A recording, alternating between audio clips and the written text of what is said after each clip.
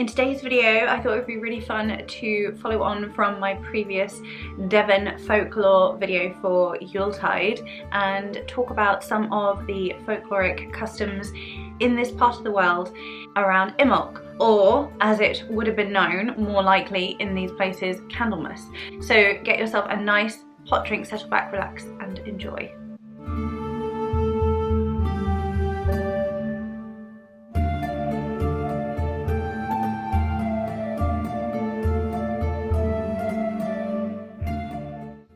Hi everyone, welcome back to the channel. I hope that you are well and looking after yourselves. So today I thought I would dive a little bit into the folklore around these parts, Devon, England, for Imbolc, following on from my Yuletide video. So what many of you will know is that a lot of the folk practices were synchronized with Christian practices when Christianity took over, and so a lot of these folk practices utilize prayer and the use of psalms, etc., as well as blessings, and the equivalent celebration of Imbolc was indeed Candlemas. Now I do have a video on Imbolc on my channel. It's not quite as in-depth as some of the other videos, but I have spoken about it on the channel nonetheless. And this is just a slightly different direction because I want to talk about the charms, superstitions and customs, the folklore and the folkloric customs, etc., that would have been practiced around that time in this part of the world. So let's just dive on into it. First of all, a great resource I always start with is Stations of the Sun, which I've read a number of times.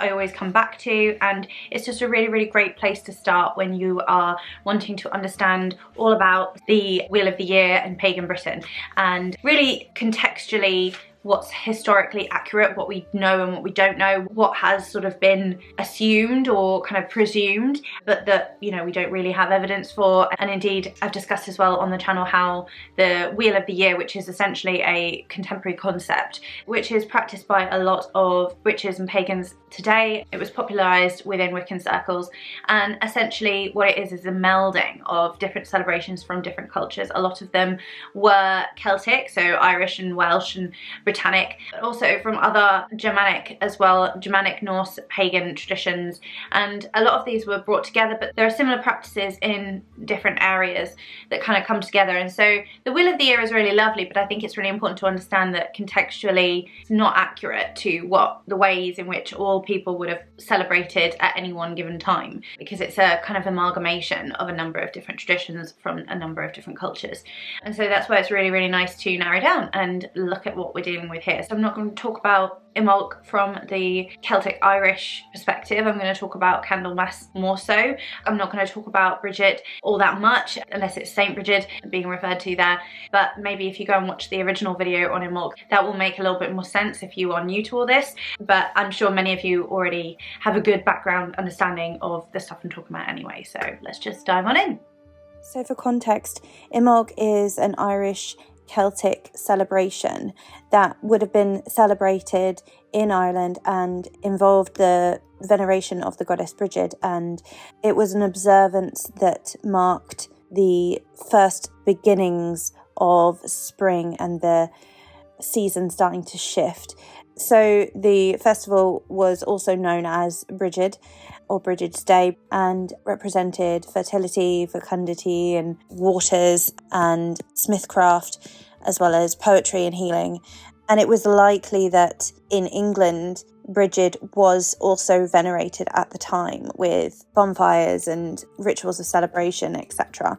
And we see a lot of the same themes of honouring for calling in blessings and protection for the coming fruits of the year. Within England, although there would have been those observances, it's likely that they were fewer and far between. As Christianization began to take hold, the celebration of Candlemas, celebrated on February the 2nd, which was aligned with the themes of light and hope. It celebrated the Feast of the Purification of the Virgin Mary, as well as Jesus Christ being the light of the world.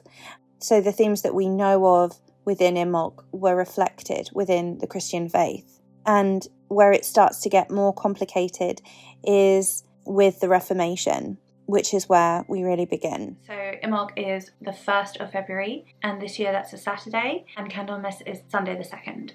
So in England, Henry VIII initiated the Reformation in 1534, and essentially that period concluded at the start of 1600 in 1603. And during that period, the Church of England broke away from the powers of the Pope and Rome and Catholicism, essentially. And with that, what had been celebrated, the celebration of the Mother, they essentially stripped back that ritual honouring the Mother and kept it as a sort of sacred ritual for Christ. And so it was renamed Candlemas. So the candles were still a big part of that ritual, but it lacked the original power of the Catholic ritual. So Henry VIII made a point that the ritual remained as a proclamation that Jesus Christ was the light and saviour of the world, and so the candlelight represented that. When Mary succeeded, then the rite came back in full swing, but then when Queen Elizabeth took to the throne in 1559, that is when it was banned immediately,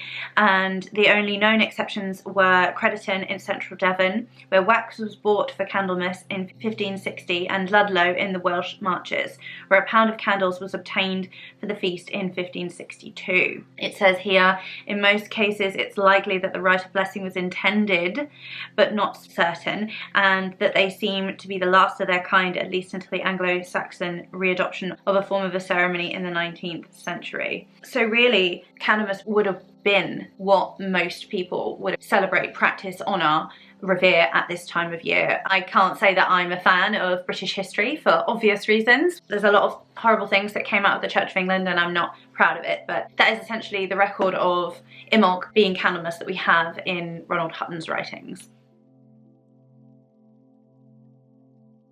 So in Devon there was a superstition around the weather at Candlemas, and it says, if the grass grow in January, it grows the worse for it all year. Lock your grain in the granary.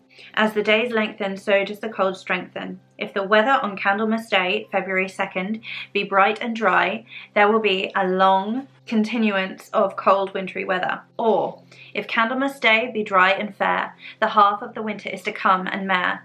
If Candlemas Day be wet and foul, the half of the winter is gone at Yule. Or if Candlemas Day be fair and bright, winter will have another flight. But if Candlemas Day be clouds and rain, winter is gone and will not come again. If a storm comes on February 2nd, spring is near. But if that day be bright and clear, the spring will be late. When drops hang on the fence on January 2nd, icicles shall hang there on March 14th. There is always one fine week in February. When it rains in February, it will be temperate all year. All the months of the year curse a fine February. Or, if in February there be no rain, the hay won't goody nor the grain. All other months of the year most heartily curse a fine February. February fill dyke, be it black or be it white, but if it be white, the better to like. And then it goes on. Following on from our Yuletide video as well, it says, remove all Christmas decorations before Candlemas Day. Down with the rosemary and the bays, and down with the mistletoe, instead of the holly now upraise, the bright green box for show. Or, if so the superstitious find, one tiny branch just left behind, look, for every leaf there may be, so many goblins shall plague thee. So for herbs and plant spirit allies in the southwest, rowan, a mountain ash, is of fiery virtue and of aid to the rites of Candlemas and to workings of quickening, conjuring visions, lifting curses, and the influence of ill wishing from people and cattle. A walking staff of rowan provides protection from evil whilst journeying. So in this book, The Folklore of Devon by Mark Norman, this is a very scholarly text.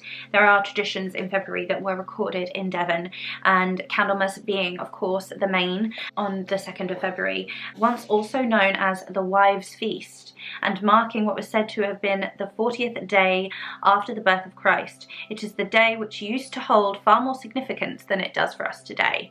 This is once the date that marked the end of the Christmas season, and the superstition still tells us that any Christmas decorations that are not taken down by the 12th night should be left in place until Candlemas Day and then removed. On Dartmoor, not removing all greenery in this way was thought to tempt a death in the household in the year to come. The 17th century poet and clergyman Robert Herrick referenced the tradition in his Ceremonies for Candlemas Eve. A similar risk was ascribed to bringing snowdrops in the house before this date. In fact, there were quite a number of other portents of death associated with Candlemas, most likely because of its association with rebirth at the time of spring. February was traditionally said to be a good time for sowing certain crops. J. Manley Hawker, a resident of the north village of Berrynarber, recalled in 1883 that an employee born on the edge of Exmoor had told him, "When the parson begins to read Genesis, it's time to sow black oats." This was due to the particular crop being hardy and therefore able to withstand the frost, which would probably still form overnight at this time of year. And then it goes on into Valentine's and Shrovetide, etc. and Easter. So in Devon, another record of ash being particularly relevant at this time of year. The ash trees relate to snakes and were known to be a great tree of power for divination and for protection. So it was typical in Somerset to hang a wreath from the ash tree nearest to the farmhouse to protect the household and stock from the snake bites for a year. As you may have seen if you saw the Yuletide video, ash was generally used as either the Yule log or as the Yule faggots that were burnt. There are also folk charms where a pin was put into a wart and then put into the ash tree, and that was said to relieve the warts, especially from children. So then the warts were known to show up on the tree as they were transferred. And we've talked about that kind of transference magic before. And a particular case, the Reverend Hilderic Friend said that the parents asked an old man near Dartmouth for a maiden ash, self-sown, not planted, transplanted or pruned. Before sunrise, the tree was slit with a knife, wedged open, and the ruptured infant aged 11 weeks passed 3 times sunwise and held first through the gap. The tree was then nailed up, and as it grew together, so the parents believed their child would be healed. Woodmen were quite accustomed to finding nails in the tree they fueled. This procedure was straightforward, imitative magic. So rushes, of course, are connected to Brigid. Brigid's crosses are made out of the rushes, seen as protective, and so they're collected on St Bride's Eve on January 31st in Ireland. St Bride was honoured in Britain as well and Northern Europe, and died in 520 AD, was buried in Kildare where the light burned in honour, and a Devon charm against infant thrush. Similarity of the name is important. 3 rushes taken from a running stream were passed separately through the patient's mouth, then thrown against the stream as the current carried them away so the thrush would vanish. The snowdrop is also very much associated with this time of year, Imbolc and Candlemas, and is sometimes called Candlemas bells. And they were known as Candlemas bells obviously because they would have been showing up at this time of year. The flower also being a purification botanical aligns really well with the purification of the Virgin Mary, but it was known most widely to be quite unlucky to bring it indoors, especially ahead of Imbolc. In Somerset, the belief was that if it was brought into the house, the girl child in the house would die within a year. That's pretty brutal. There was known to be a similar superstition for Lily of the Valley as well. And then drawing in some Christian elements from the earlier Festival of Light, which marked the middle of winter, literally became the Mass of the Candles. All of the candles that were going to be used in the church over the coming year were brought, and a blessing would be said over them. Again, it would have been about the light of Christ, not of the Mother. The folklore reports of the Devon Association note a contribution from Mrs. M.A. Terrell, who recorded that if a candle dripped at one side when carried into the church at this celebration, then it was a foretelling of a death of someone close in the next 12 months. Many houses would burn a candle in each window on February 2nd to ensure good luck. So also in the southwest, in Cornwall to be specific, and cited in Gemma Gary's A Cornish Book of Ways, Traditional Witchcraft, the Furry Nights, and that is spelled how you would imagine a furry, with 2 R's, rites of the years round. So there's a beautiful chapter here, and this is just stunning. So I've written like what corresponds. Candlemas is what would have been celebrated in this part of the world. So I'll read a little bit of this.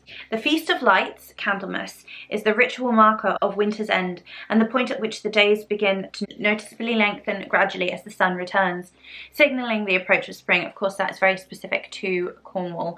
From a traditional witchcraft perspective, Candlemas is the rite of awakening the serpent at the time of the slumber of deep winter, when the serpent, being responsive to the seasonal cycle as well as the phase of the moon, will be seen to return from the depths of the cold earth and begin to return the life force to the land, and the badly needed and highly useful sprawl, so vital to the witch's work would slowly become more accessible. So the sprawl in Gemma's work is known as kind of like the energy of the land, or like an essence to be gathered and worked with, you know, really a kind of mystical energy.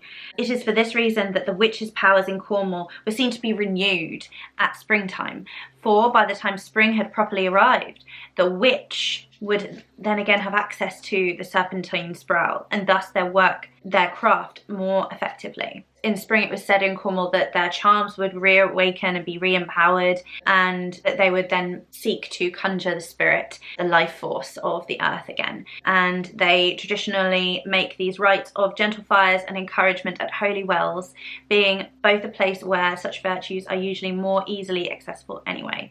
And from a symbolic point of view, they are watery and vagina-like portals into the depths of the earth where the serpent may be birthed. And of course the wells, there are a lot of wells, and a lot of them would have been sacred to the goddess Brigid before that Reformation. Maybe a lot of those wells would have been forgotten, but there are a lot of those kinds of rites that do happen still today that are kind of kept alive, I suppose.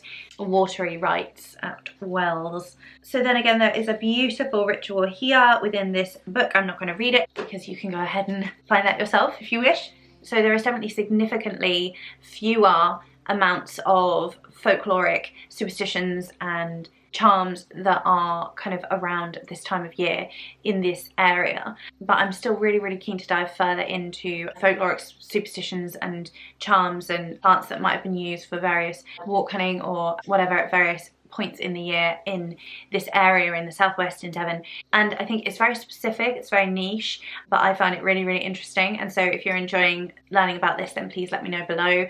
Obviously there's a lot less here than there was for Yuletide, and I think also it's about knowing where to look, knowing what books to look in, because there are a lot of books on folk charms and plants that I've read over the years that I have a selection in front of me that I've utilised for the research for this video, but I didn't look at every single book that I own, and I'm sure that there is stuff that I've missed. And so again, like, I think it would be such a good project to like actually bring all of that information together. But then at the same time, with celebrations such as Imbolc, Brigid, St. Brigid's Day, Candlemas, I think that they're very specifically Irish Celtic celebrations, and just noticing these things can be really key, because I mean, as much as I absolutely love Brigid and working with Brigid, you know, I've never felt such a deep calling to working with Brigid. I've felt more of a call to working with Mother Mary, for instance, the Virgin Mary, than working with Brigid. But you know, I think that working with the saints is really special, and I do